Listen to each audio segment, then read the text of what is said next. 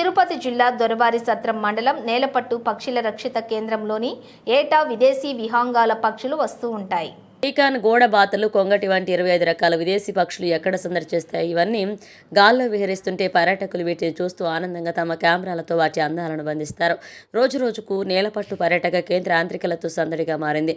విశాల సముద్ర తీరం, పచ్చని పొలాలు, ప్రకృతి అందాల మధ్య వెలిసిన పులికాట్ సరస్సు అదనపు ఆకర్షణీయంగా నిలిచింది. పక్షులకు ఈసారి అయినా ఫెస్టివల్ జరిగిన ప్రతి ఏటా జనవరి నెలలో జరిగే ఫ్లెమింగ్ ఫెస్టివల్ని పర్యాటక పండుగ నిర్వహించేవాళ్ళు. ఈసారైనా ఉమ్మడి ప్రభుత్వం ఏర్పడ్డాక మొదటిసారి ఫ్లెమింగ్లో ఫెస్టివల్ నిర్వహిస్తారా లేదా అనేది సందర్శకులు ఆలోచిస్తున్నారు.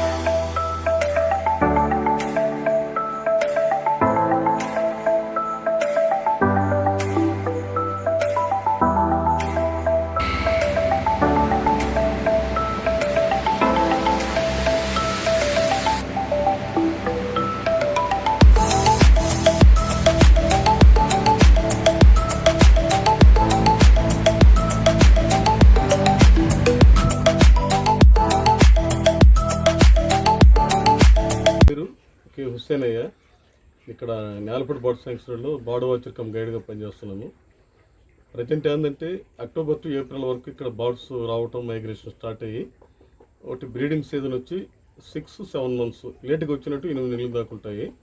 ఇక్కడ main pelicans, open bill storks, white ibis, little cormorants, spoonbills, egrets, night herons ఇవి ఇక్కడ గూళ్ళు కట్టుకుని గుడ్లు పెట్టి పిల్లలు చేస్తాయి. పిల్లలకి ఆహారం పెట్టి తర్వాత పెద్దవైన తర్వాత మళ్ళీ మన దక్షిణాసియా ఖండంలో ప్రాంతాలకు మనం వెళ్ళిపోతూ ఉంటాయి. పెలికాన్స్ అనేటివి Sri Lanka, Burma, Nepal, Indonesia, Thailand, మన ఇండియా కొన్ని ప్లేసుల నుంచి వస్తాయన్నమాట. ఇక్కడికి ఇవన్నీ కూడా సరి ప్రాంతాల నుంచి మనకి మైగ్రేట్ అవడం జరుగుతూ ఉంటుంది. ఇక్కడ ఏంటంటే కడప చెట్లు ఉంటాయి, చెరువులు, వాటర్ మ్యాంగ్రూవ్స్, వాటర్లో ఉంటే బయట ఉంటాయి, వాటిల మీద వృద్ధి చేస్తాయి. పెలికాన్స్ అనేటివి తుమ్మ చెట్ల మీద. ఇవేం పెలికాన్స్ 4 నుంచి 5 కేజీల దగ్గర బరువు ఉంటుంది. మిగతావన్నీ 2.5 కేజీలు, 2 కేజీస్ అట్లా ఉంటాయి. ఈ పెలికాన్స్ ప్రతిరోజు పిల్లలకి ఆ పౌచులో పెట్టుకుని వచ్చి అరిగిన తర్వాత పెడుతూ ఉంటుంది, జరుగుతూ ఉంటుంది. ఇవన్నీ మనం డిసెంబర్ లాస్ట్ నుంచి చూడవచ్చు. ఇక తర్వాత తమిళనాడు నుంచి బర్డ్ వాచర్స్, ఫోటోగ్రాఫర్స్, విజిటర్స్ వస్తుంటారు. మన ఆంధ్రప్రదేశ్లో ఎక్కువ నెల్లూరు, చిత్తూరు, తిరుపతి, హైదరాబాద్, విజయవాడ నుంచి చూసి వీక్షిస్తుంటారు. వచ్చినటువంటి వాళ్ళకి నేను గైడ్ చేస్తూ ఉంటాను. ప్రతి ఉదయం 8:30 నుంచి స్టార్ట్ అవుతుంది. సాయంకాలం 4:30 దాకా ఇక్కడ చూసి విజిటర్స్ వెళ్తూ ఉంటారు. వచ్చినటువంటి వాళ్ళకి అక్కడక్కడ వ్యూ పాయింట్స్ కానీ మినరల్ వాటర్ ఏర్పాటు చేయడం జరిగింది. దీనికంతా మెయింటెనెన్స్ ఫారెస్ట్ రేంజ్ ఆఫీసరు, తర్వాత డివిజనల్ ఫారెస్ట్ ఆఫీసరు పులికాటికి, దీనికి మేడం గారు ఇక్కడ తీసుకుని వెళ్ళి వాటిని తీసుకొస్తూ ఉంటాయి అన్నమాట. అవి మన థాయిలాండ్ కొన్ని, శ్రీలంక నుంచి కొన్ని, బర్మా, బంగ్లాదేశ్ నుంచి వస్తూ ఉంటాయి. ఫారెస్ట్ ఏరియాలో జింకలు ఉన్నాయి. తర్వాత మనకు టార్టాయిస్ కనబడతాయి. ఇవన్నీ కూడా చాలా ఆనందంగా జింకలు. Film stage 25 minutes documentary show వేస్తారు. చిల్డ్రన్ పార్క్ ఉంది. ఎలాంటి నా పేరు సౌజన్య అండి. నేను అక్టోబర్ 4వ తారీఖున నేలపట్టు రేంజ్ ఆఫీసర్గా బాధ్యతలు స్వీకరించాను. నేలపట్టు వచ్చరికి అది 1976 వైల్డ్ లైఫ్ యాక్ట్ ప్రకారం దీనిని వైల్డ్ లైఫ్ శాంచురీగా ఆమోదించడం జరిగింది.